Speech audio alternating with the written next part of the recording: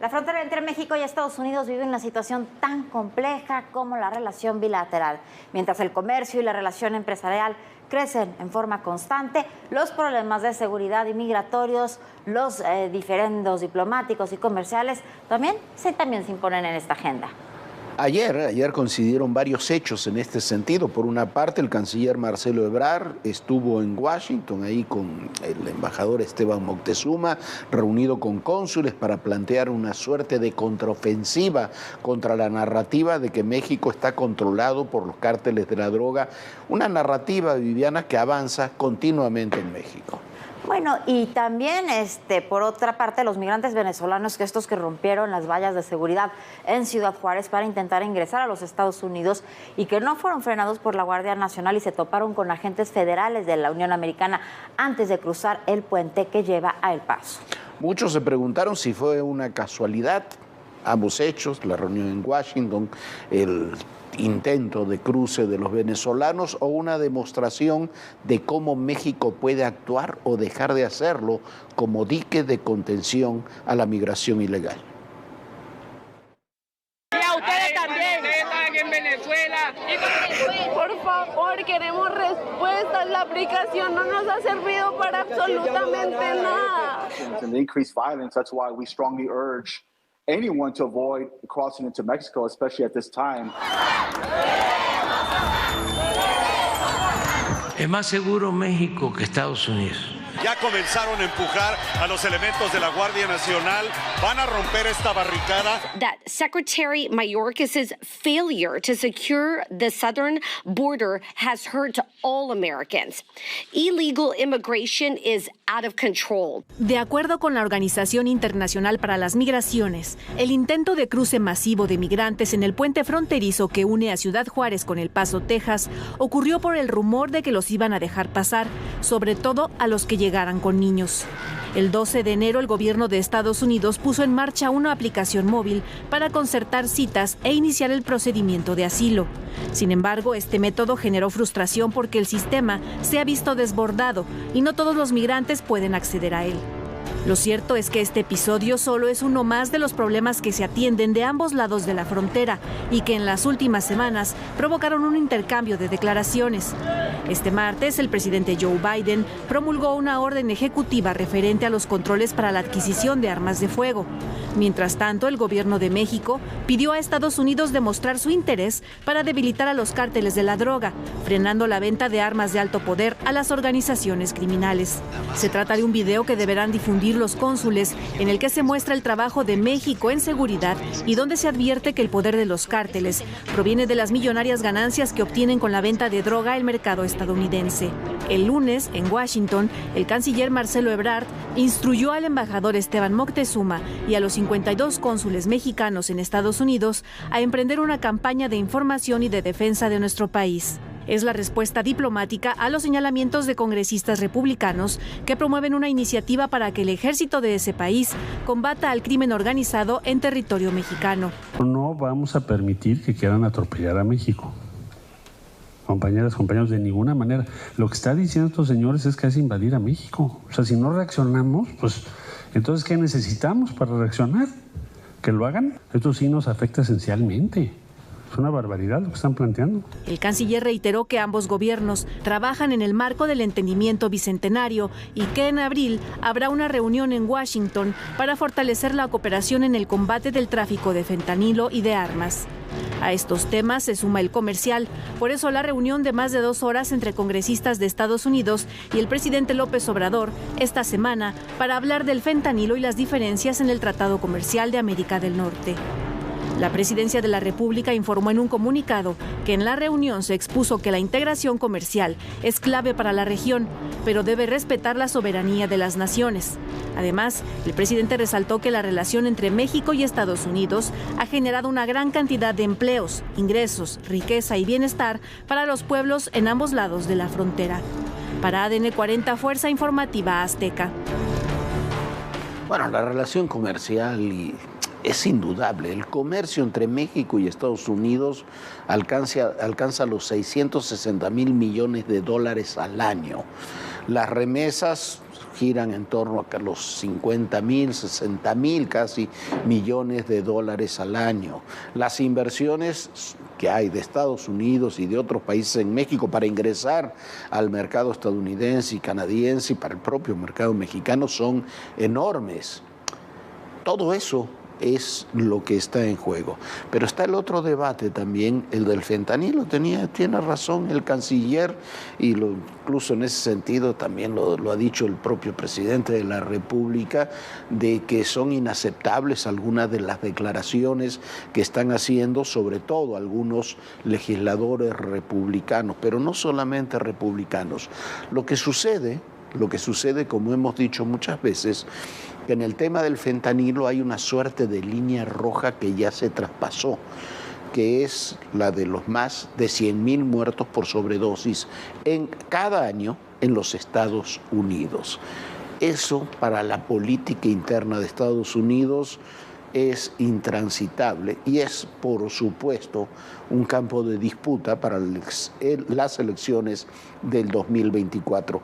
Lo que sucede es que ante eso también hay que actuar con inteligencia. Está muy bien que se vayan y se reúnan con los cónsules y que haya videos y que haya una campaña de difusión, pero va a ser necesario hacer mucho más y establecer mecanismos mucho más claros en esa campaña de difusión y en la política de México. Sirve de muy poco que se diga que si los republicanos nos critican se va a hacer campaña contra los republicanos en el 24, pero resulta que también nos critican muchos demócratas, con justicia o sin justicia. Eso es lo que hay que analizar.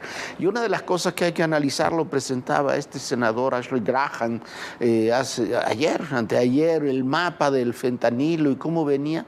Y hay que tener claridad. El fentanilo viene fundamentalmente de China, viene también de Pakistán, de la India, otros lugares, pero fundamentalmente viene de China, alguna parte de Pakistán, otro de la India también.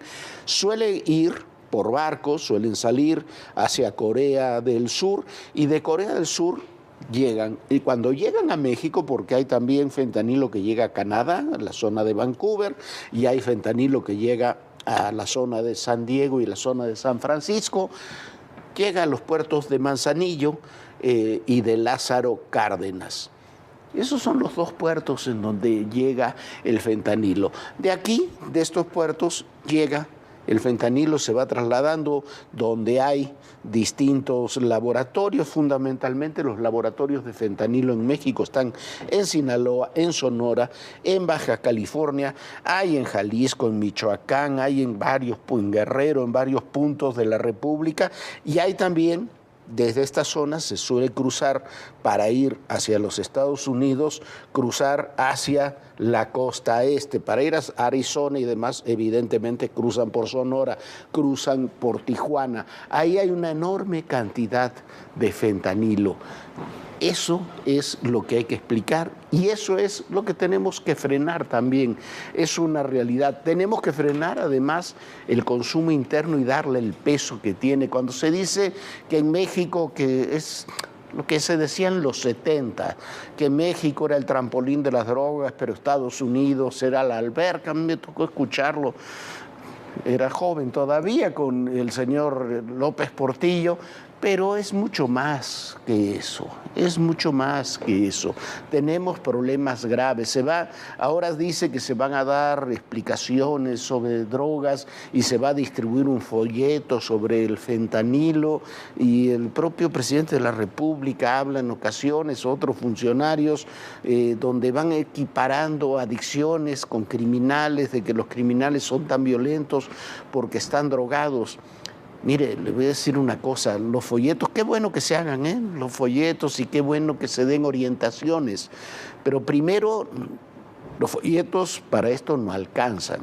Se necesita una política de prevención de fondo que vaya muchísimo más allá y se necesita tratamientos a los adictos que vayan muchísimo más allá y no tenemos ninguna de las dos cosas.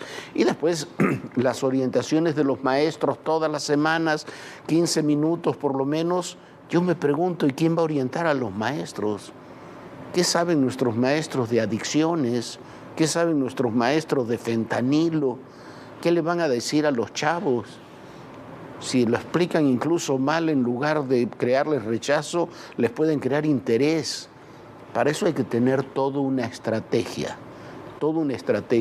que, hay que decirlo, nosotros no tenemos. Un dato simplemente: ¿dónde están en las farmacias, en los centros de atención, en los centros de atenciones adictos, por ejemplo, la naxolona, que es lo que se usa, una inyección que se usa o se aspira para quienes tienen sobredosis de productos como el fentanilo? No hay, no las tenemos, no está disponible ni se sabe cómo usar. Esos son los temas que hay que atender en nuestra propia agenda interna. Hay que ponerle un nombre, un rostro. ¡Te vamos a encontrar! ¡Te vamos a encontrar! Y que vienen todas las demandas internacionales. Una ciudad tan complicada como es la Ciudad de México. Ya llegamos a Aguililla, esta ciudad, la entrada a la Tierra Caliente.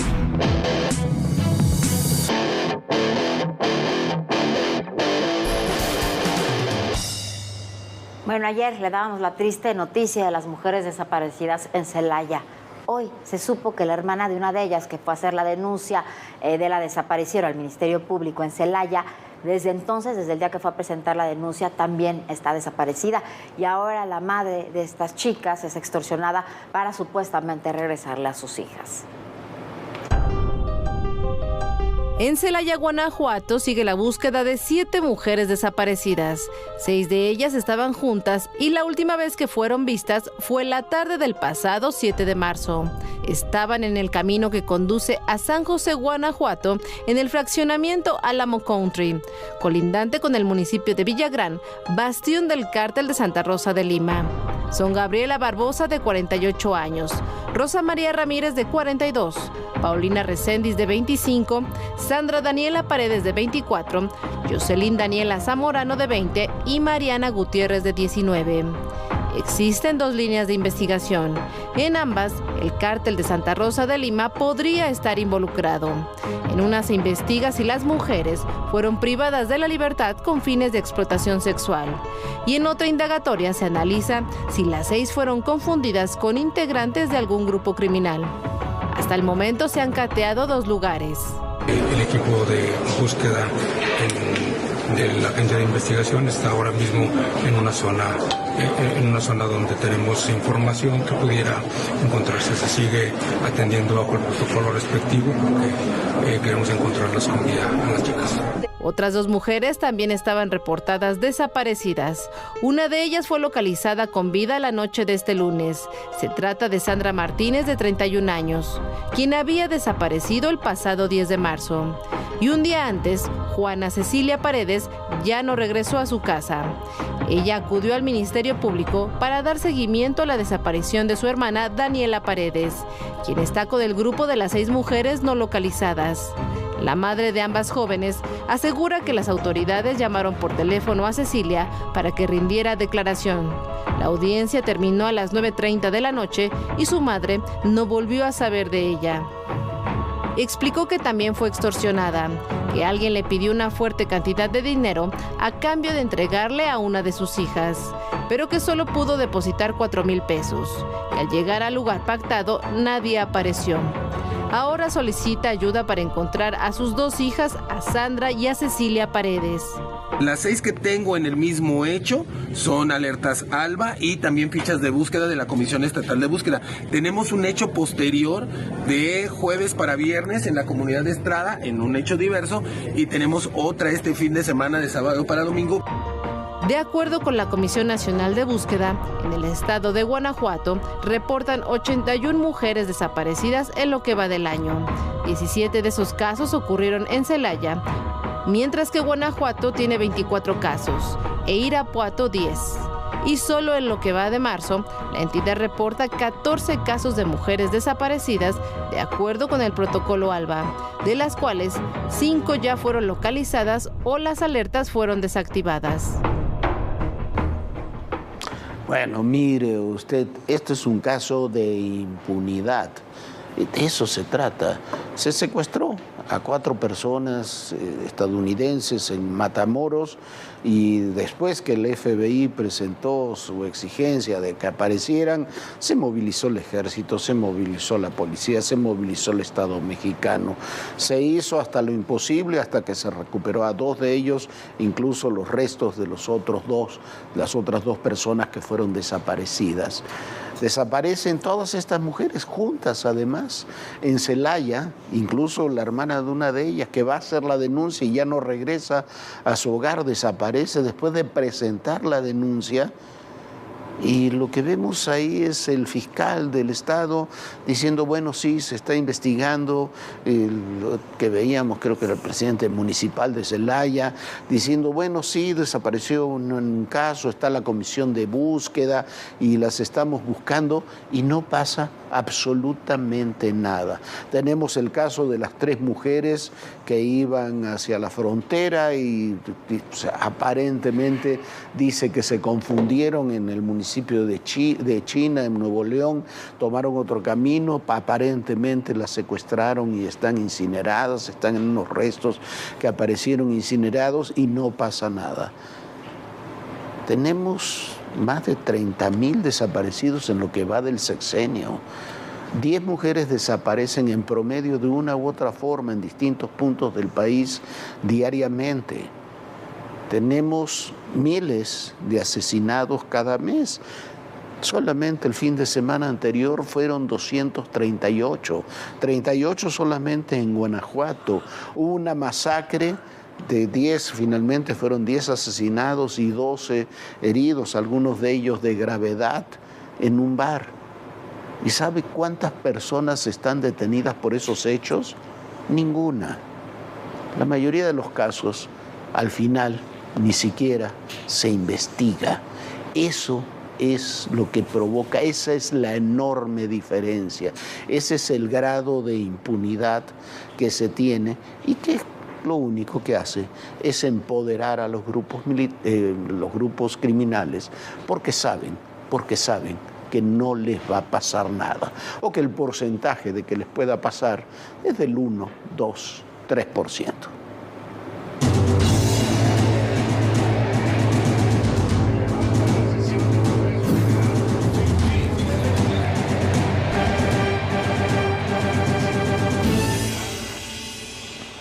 Bueno, ayer Edmundo Jacobo, el secretario técnico del INE, fue readmitido en su cargo por una decisión del Tribunal Electoral del Poder Judicial de la Federación, luego de que como consecuencia del llamado Plan B había sido retirado del mismo. Bueno, esto fue visto como un primer triunfo de una lucha contra una reforma electoral no consensada que suma cada vez más mayores críticas. Urge que la Suprema Corte de Justicia de la Nación decida sobre su constitucionalidad. Reacciones encontradas provocó la restitución de Edmundo Jacobo Molina en la Secretaría Ejecutiva del INE. En Palacio Nacional, el presidente López Obrador criticó los aplausos a una persona que considera avaló fraudes electorales. La gente que ha tolerado fraudes, pero pertenece a la camarilla que ha manejado el INE, y aplaudiéndoles, pero dándolo como un triunfo. O sea, la primera derrota del Plan B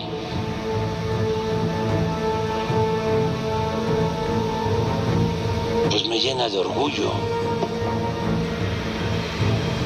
el perder así. Jacobo Molina fue restituido después de que un juzgado de distrito en materia administrativa otorgó una suspensión definitiva en el juicio de amparo promovido por el funcionario tras su remoción. En San Lázaro, el diputado Hamlet García dijo que el funcionario regresará a una secretaría ejecutiva acotada por el Plan B. En realidad, el margen de maniobra, el margen de decisión, las facultades plenipotenciarias que tenía Edmundo Jacobo pues ya no existen por la entrada en vigor del Plan B. Este lunes, en sesión extraordinaria, el funcionario reasumió su cargo. El consejero presidente del INE celebró la resolución del Poder Judicial de la Federación. Se hace un acto de justicia que restituye en sus funciones a un funcionario probo, honesto y comprometido a quien el sistema electoral y la democracia le deben mucho. Y comprometen a continuar trabajando por la democracia y la defensa del Estado de Derecho. Bastaron 11 días para que Edmundo Jacobo retomara sus funciones luego de que los lineamientos del Plan B ordenaran su cese tras 15 años consecutivos en el puesto. Morena criticó el regreso de quien ha ocupado en 3 ocasiones consecutivas el mismo cargo por periodos de 6 años. Ustedes son los operadores políticos y los pseudoactivistas de la derecha enmascarados de árbitros electorales. Por lo pronto, en la sesión pública de este miércoles, el Tribunal Electoral del Poder Judicial de la Federación resolverá 356 juicios electorales interpuestos contra la reforma que entró en vigor el 2 de marzo, así como otras 5 impugnaciones que rechazan el decreto que reforma y deroga disposiciones legales por las que se pretende suprimir diversos cargos del INE.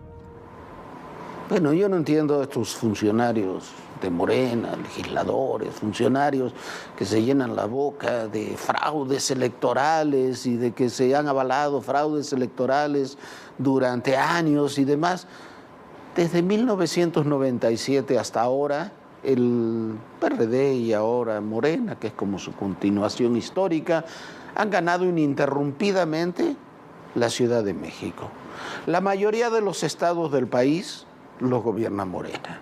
En la presidencia de la República desde el año 18 está Morena.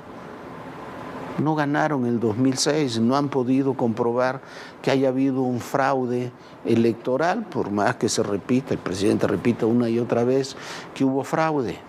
Todas las demás elecciones hubo alternancia, muchas las ganó el PRD, muchas las ganó el PAN, las ganó el PRI. Morena viene ganando los últimos años prácticamente todas.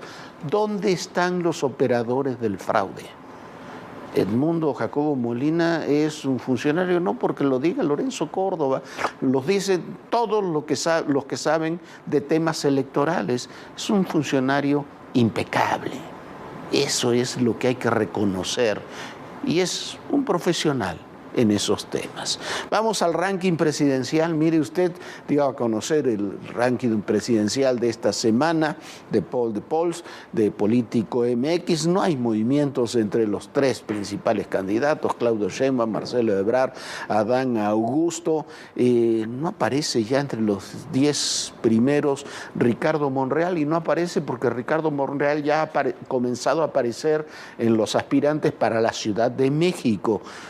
Aparecen, sí, panistas, Mauricio Vila, Ricardo Anaya, que yo no entiendo qué hace ahí, aparece Lili Telles, que sigue subiendo un poco, pero ahí están. No tenemos todavía Claudia Ruiz Massieu, Enrique de la Madrid, entre los priistas no tenemos todavía figuras de la oposición. Se presentó como precandidato, como aspirante presidencial independiente para la oposición para el 2024, un empresario, Gustavo de Hoyos, usted lo conoce como empresario, expresidente de la Coparmex, dice que buscará la candidatura por la alianza opositora, pero tampoco se ve que vaya a ser un candidato tan respetable como cualquier otro, pero no veo ni que siquiera sea conocido. Si se quiere repetir el fenómeno de Manuel Cloutier, vaya, hace falta muchísimo más para eso.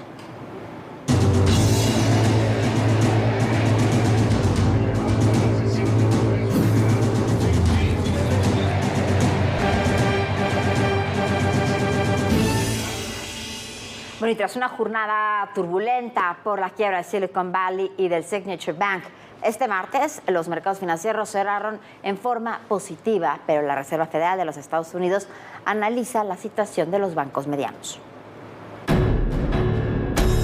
Este martes la economía mostró mejoras luego de la jornada de lunes con la noticia de la quiebra de Silicon Valley Bank y Signature Bank. En Asia las bolsas cerraron negativas, sopesando las consecuencias de la situación, mientras que en Europa los mercados cerraron con alzas. Y en Wall Street, los principales índices accionarios reportaron jornada positiva. El peso tuvo una apreciación de 15 centavos con respecto al lunes y se ubicó en los 18.75 pesos por dólar al mayoreo. Pero gran parte de esta buena jornada se debió al reporte de la inflación anual de Estados Unidos. que se ubicó en febrero en 6%, cifra menor al 6.4% registrado en enero.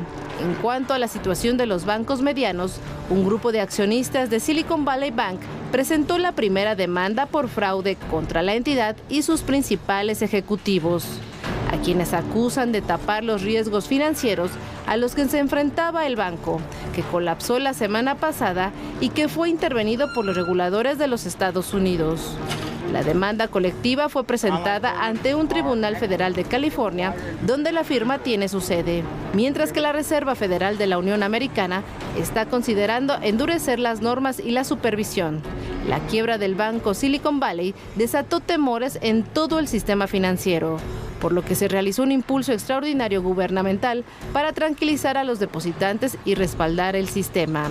Ahora el vicepresidente de supervisión de la Fed realiza una revisión de la quiebra del banco valorado en $209 mil millones. Esa revisión se publicará hasta el 1 de mayo. Y este martes 50 legisladores demócratas, entre ellos la senadora Elizabeth Warren, presentaron un proyecto para derogar la ley que suavizó las normas para los bancos en 2018. Hasta ahora, de acuerdo con especialistas, no existe un contagio como lo sucedido hace 15 años cuando el sistema financiero colapsó por las hipotecas.